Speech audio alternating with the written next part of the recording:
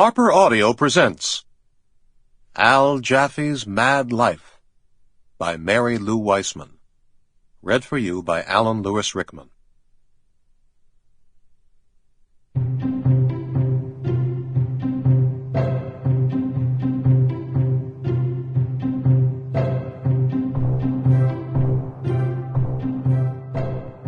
The child is father of the man. William Wordsworth, My Heart Leaps Up. Prologue. The plausible impossible is a term of art unique to cartooning. It is what holds Bugs Bunny up when he runs off a cliff, traverses a yawning chasm, and continues running on the other side, completely ignorant of the terrible fate that, except for a magical momentary suspension of the laws of gravity, should have been his. It is the guiding comic principle, at once thrilling and ridiculous, that lies at the heart of cartooning. This willing suspension of disbelief has a logic all its own. What keeps Bugs aloft, what makes the impossible plausible, is not looking down. It is a talent that 89-year-old Al Jaffe has displayed in his life, as well as his art. Al Jaffe enjoys a special relationship with the plausible impossible. For him, it is more than a term of art, it is the story of his life. A resume of Al's formative years reads like a comic strip of traumatic cliffhangers, with cartoons by Jaffe and captions by Freud. Al was separated from his father, abandoned and abused by his mother, uprooted from his home in Savannah, Georgia, reared for almost 6 years in a Lithuanian shtetl, and returned to America, all by the time he was 12 years old. To this day, Al has a problem with trust. Everything is not going to be all right. I experienced so much humiliation that I became defensive about it. I am not trash. I am not garbage. Even homeless people, the lowliest of the low, have a strong sense of dignity.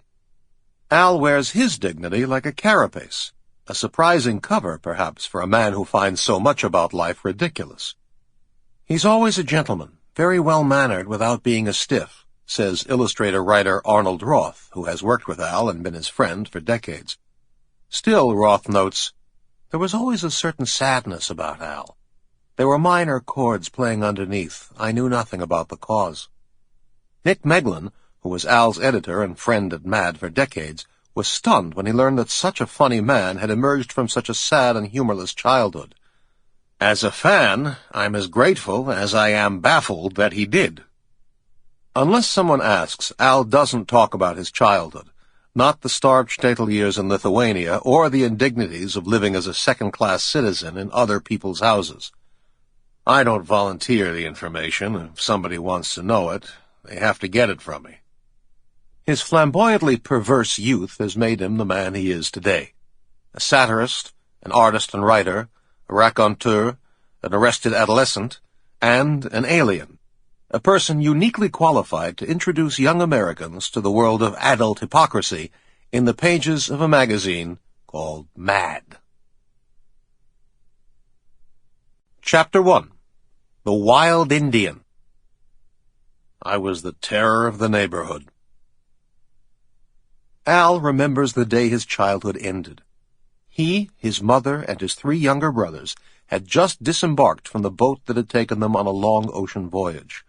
The journey had started when he said an angry, tearful goodbye to his father in Savannah, and had ended in this big, scary place with the funny name, Hamburg. Was there a place, he wondered, called Hot Dog?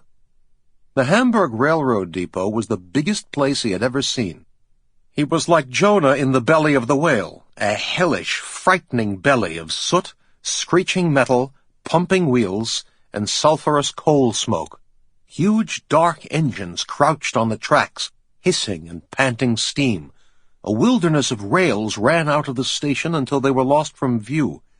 If they followed one of these tracks far enough, Al wondered, would they lead to this place they were going, called Lithuania? Al had seen trains before, but never so many all at once.